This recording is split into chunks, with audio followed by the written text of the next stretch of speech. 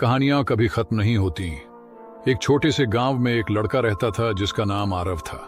आरव बहुत ही होशियार और समझदार था, लेकिन उसकी एक आदत थी जो उसे बाकी बच्चों से अलग बनाती थी। वह हमेशा नई कहानियां गढ़ता रहता था। उसकी कहानियां कभी भी पहले जैसी नहीं होती थी।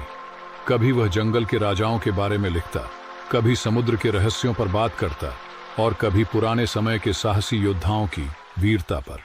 एक दिन आरव ने सोचा कि क्यों न एक ऐसी कहानी बनाई जाए जो सच में कभी खत्म न हो।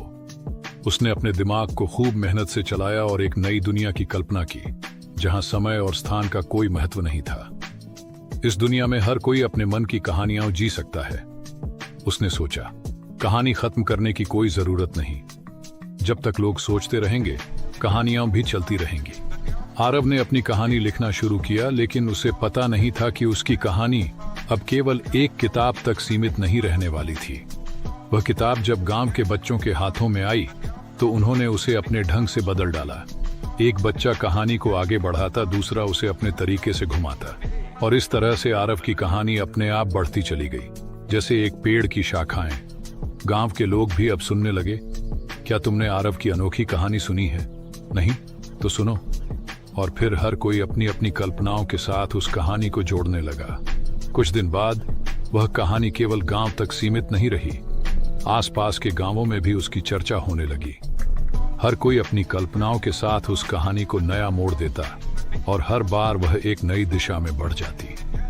आरव इस सबसे अनजान था। वह अब भी अपने कमरे में बैठा नई नई कहानियां लिख रहा था, लेकिन अब उसे यह समझ में आ गया था कि एक कहानी तभी जीवित रहती है जब वह दूसरों के दिलों में बस जाए और वे उसे अपने तरीके से जीने लगे। और इस तरह आरव की कहानी कभी खत्म नहीं हुई। जब भी कोई नई आंख उस कहानी को पढ़ने के लिए खुलती, वह कहानी फिर से एक नए रूप में जिंदा हो जाती। आखिरकार आरव ने समझ लिया कि असल में कहानियां कभी खत्म नहीं होती, क्योंकि वे हमेशा उन लोगों के दिलों में जीवित रहती हैं जो उन्हें सुनते हैं और उन्हें अपनी जिंदगी का हिस्सा बना लेते हैं। अगर आपको हमारी यह कहानी पसंद आई हो तो हमारे चैनल को सब्सक्राइब जरूर करें।